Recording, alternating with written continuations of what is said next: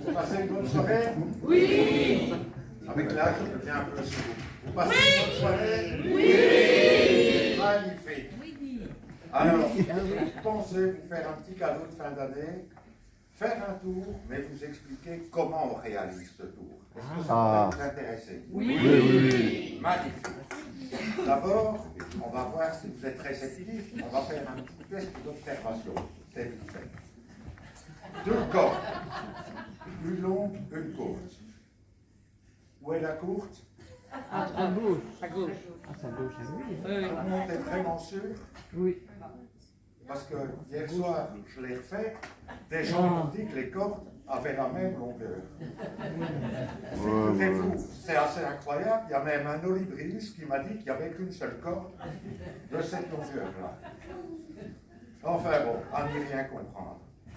Voilà, maintenant, ces cordes-là, elles sont foutues, elle est devenue élastique. Je la mets à la corbeille et... Oh mais non, chaque semaine à la réunion du club, on dit qu'il ne faut pas mettre les jeux de cartes magiques dans la corbeille à papier. Oh mon gars, tant pis. Je suis désolé, hein. Bon allez, on va vraiment se mettre. J'ai cru comprendre qu'il y a un qui ici. J'en suis un. Il y en a un deuxième au club et il y en a un troisième. Qui? Je vais vous demander de jeter un œil sur cette corde, vérifier si elle n'est pas truquée. Vous pouvez faire ça pour moi? Merci beaucoup.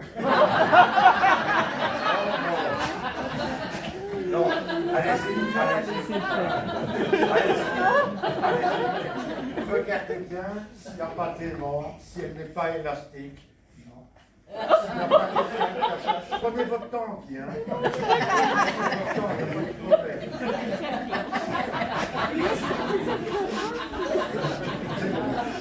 Merci, merci. C'est bien une corde normale. Évidemment, sinon je ne l'aurais pas montré. Là-bas, c'est juste une corde comme on en trouve dans certaines chambres à coucher. Bon, on va passer à la réalisation de ce tour. En fait, le secret n'est pas dans la corde, il est dans le nœud. C'est un nœud que dans ma famille on connaît depuis des générations. Je ne vais pas vous faire toute ma généalogie, mais mon arrière-grand-père le connaissait déjà, il l'a donné à mon grand-père. On va pas tout faire. C'est un nœud qu'on appelle le nœud sauteur mexicain. Alors, d'abord, pour le réaliser, l'important, c'est bien mesurer pour avoir 2 cordes exactement de la même longueur. On prend ses ciseaux et on coupe. Voilà, on se retrouve avec 2 morceaux de la même longueur. Et maintenant, on commence à réaliser son nœud, c'est excessivement facile. Vous passez dessus, vous passez dessus. Le bout gauche sur le morceau droit, le bout droit sous le morceau. Vous serrez, vous tournez et vous. Ensuite, serrez le bout droit sous le morceau gauche, le bout gauche sous le morceau gauche. C'est comme le feedback sur le bouton vert, sur le bouton rouge. Vous serrez, vous tournez et vous tirez. Et ça, une dernière fois. Voilà. Et vous avez réalisé un nœud sauteur mexicain. Une fois que vous avez votre nœud sauteur mexicain, vous allez dans votre poche droite Et vous le coupez. et vous prenez de la poudre magique de fée. Et vous en Et après quelques temps, la poudre agit et miraculeusement, le nœud.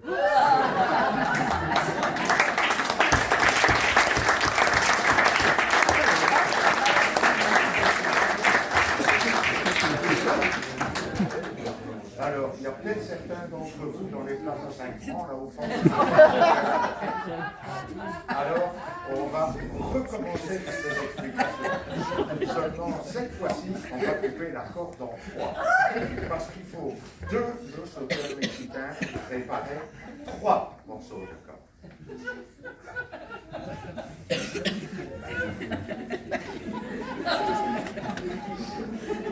L'important, à nouveau, vous mesurez soigneusement de façon à avoir 3 morceaux identiques. Vous prenez vos ciseaux, vous coupez et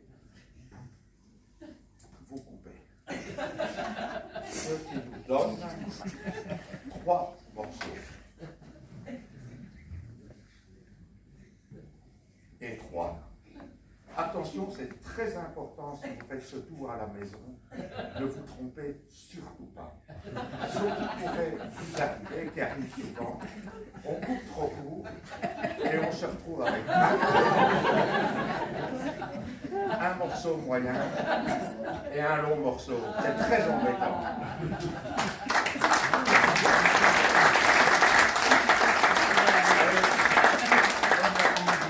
Désolé, j'ai raté, mais ça peut arriver à tout le monde. Bon, si ça vous arrive, c'est pas très grave, je vais vous expliquer un truc pour vous sortir de ce mauvais temps. Prenez le petit morceau, prenez le morceau moyen, vous le mettez comme ça, et vous prenez le long morceau, et vous le mettez. Attention, c'est très important que tout soit parfaitement aligné, sinon ça ne fonctionnera pas. Là, on aligne bien.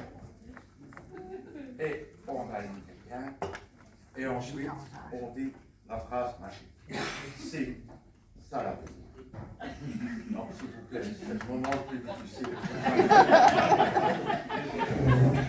Vraiment, vraiment.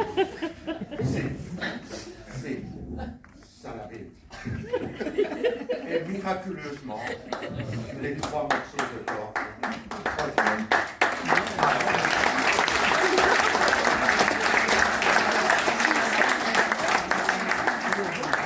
Bon, c'est bien beau tout ça, mais on est là pour apprendre le 2 sauteurs mexicains. Ah, on met celle-là de côté et on repart. Donc, je vous ai dit, très très simple. On égalise bien. Ensuite, vous passez dessus, vous passez dessus. Le fil vert, le morceau sur le morceau, on tourne, on serre, on tourne. Et on continue à serrer. Voilà, vous avez un nœud sauteur mexicain. Vous prenez l'autre extrémité, l'autre corde, même chose. On égalise bien, vous passez dessous, vous passez dessus. Le morceau sur le morceau gros, le morceau voilà. Et maintenant, vous prenez de la poussière magique. Tout le monde suit jusqu'à présent. Est-ce qu'il y a des questions? Oui, monsieur. D'où vient cette poudre magique? Pardon? D'où vient cette poudre magique? Ah, d'où vient cette poudre magique? C'est une bonne question. En fait, c'est Raymond, notre président, qui me la ramène d'Anvers. Il m'a dit que j'en avais des petites amères.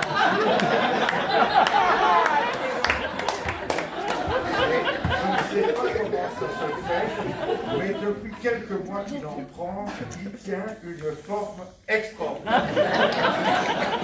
Est-ce qu'il y a d'autres questions stupides? Bon, on va revenir quand même à nos explications.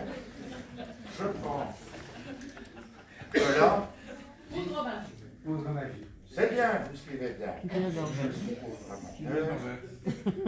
Je saupoudre mon œuf. Il faut un peu de temps que ça fasse effet, je suis désolé. Mais finalement, après un certain temps, le nœud se défait. On va encore saupoudrer un peu, là. Et le nœud se défait. Et on se retrouve au point de départ.